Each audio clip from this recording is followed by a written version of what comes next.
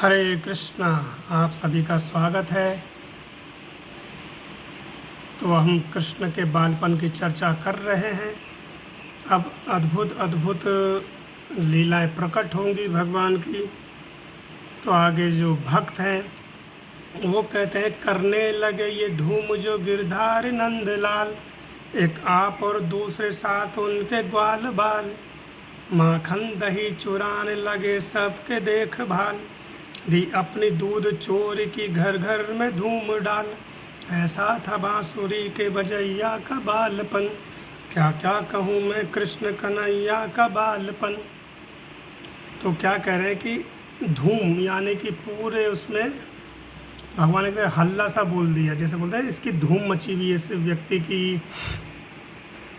तो कह रहे हैं कि गिरधारी नंदलाल करने लगे। अब भगवान, इससे पहले के भागों में आपने सुना कि भगवान घुटनों के बल चल रहे थे, फिर उन्होंने खेलने वाली गाड़ी वो पकड़ ली, जिससे प्राय बचपन में हमने देखा है, हमने भी चला है, बच्चे लोग चला करते उस गाड़ी को पकड़ करके।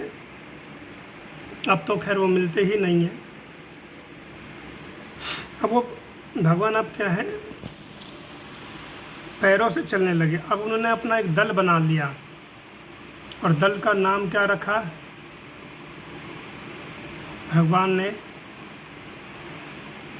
अपने दल का एक नाम रखा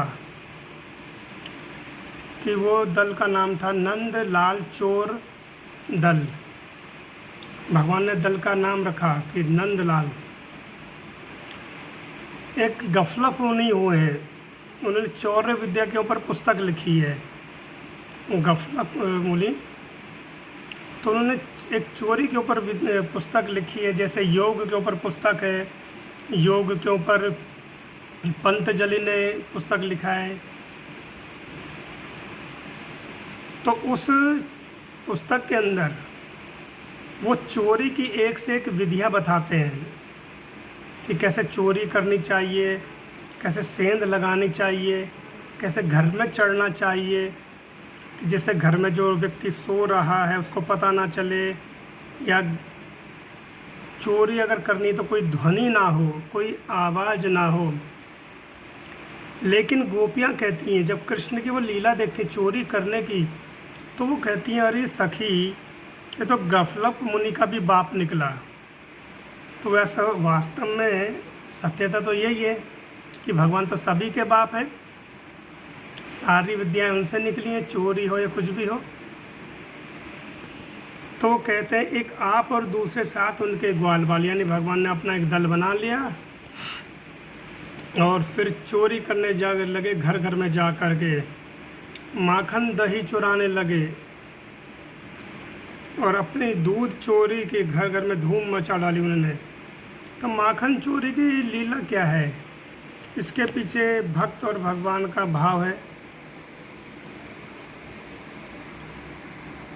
कि जो गोपियां हैं वो मन में सोचा करती थी, जो बड़ी बड़ी विशेष करके यशोदा के सदृश, यानी यशोदा माता के बराबर जो वृद्ध अवस्था की गोपियां थी वो, और कुछ गोपियां जिनका विवाह हो चुका था, जिनके संतानें हो चुकी थी, वो कृष्ण को अपने बच्चे के रूप में मानती थी। तो उनके मन में एक इच्छा जागी कि जैसे नंदलाल कृष्ण यशोदा मैया के यहाँ माखन, दूध, दही ये सब खाते, तो क्या हमारे यहाँ भी आकर के खाएंगे, ऐसे गोपियाँ सोचा करती थी। तो भगवान जाते और सीधा जा कर के खा लेते, तो इसमें कोई आनंद नहीं था।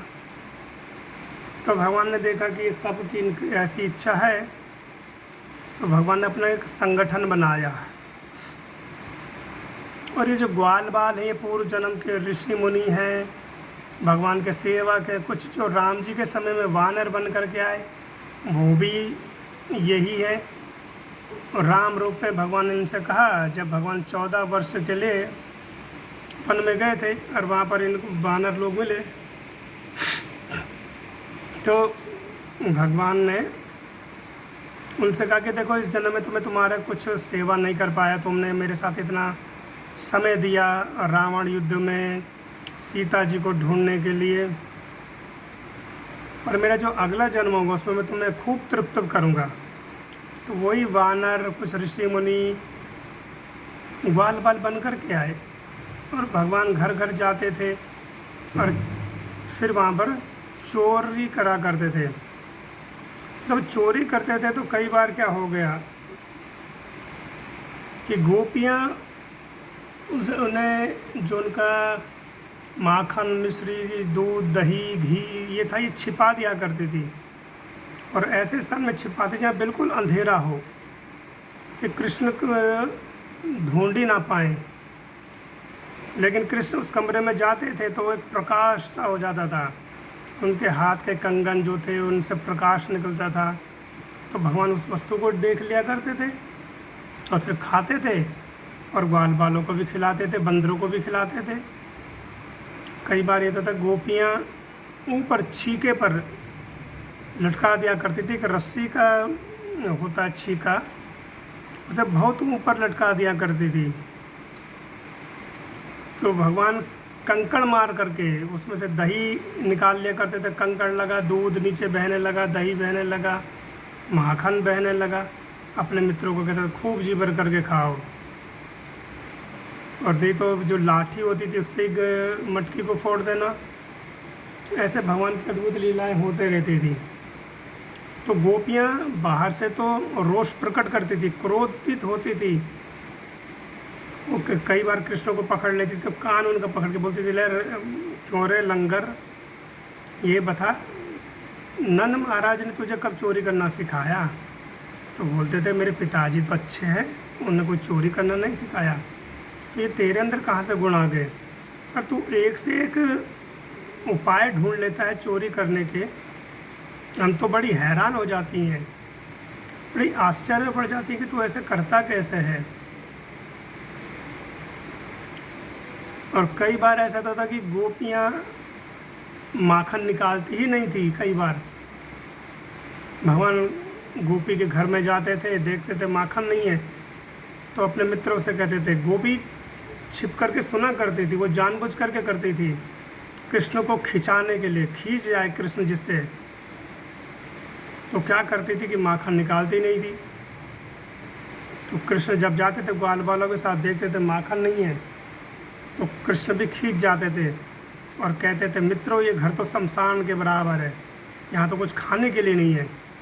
तो भगवान इतने दुष्ट थे, वो क्या करते थे, वहाँ मलमूत्र कर देते थे। ये घर अच्छा नहीं है, इस घर में माखन मिश्री ना हो, हमारे लिए मिश्री ना हो, ये सब अच्छा नहीं होता, मलमूत्र कर देना। और देखा कि गोपियों के छोटे छोटे बच्चे सो रहे, कोई 1 वर्ष का 2 वर्ष का, तो उनको जोर से चूंटी काट करके भाग जाना और बच्चा रोता रहता था। तो गोपियाँ हंसते रहती थी कि ये कैसा अद्भुत बालक है। वैसे हमें क्रोध आता, लेकिन जैसे ये सामने आता था तो हमारा क्रोध सारा का सारा बिल्कुल अंतर्ध्यान हो जाता है। तो भगवान एक तो जीवात्मा को सिखाते हैं, शिक्षा देते हैं कि अगर तुम्हारे पास कुछ है तो वो मिल बांट करके खाओ। तो भगवान अकेले नहीं खाते, अब वानरों को खिलाते हैं, अपने ग्वाल बाल सखाओं के खिलाते हैं। कुछ सखा तो ऐसे ग्वाल वाले तो बिल्कुल निर्धन थे, उनके पास तो गैयाएँ भी नहीं थी। तो क्या करते थे, वो नंद महाराज के यहाँ के जो गाय उनको चराया करते थे। तो उनको दूध दही कहाँ से मिले? तो भगवान उनको इस तरह से गोपियों के माध्यम से उनको माखन आदि खिलाते थे। हरे कृष्ण। जगत गुरु श्रील प्रभुपाद की जय।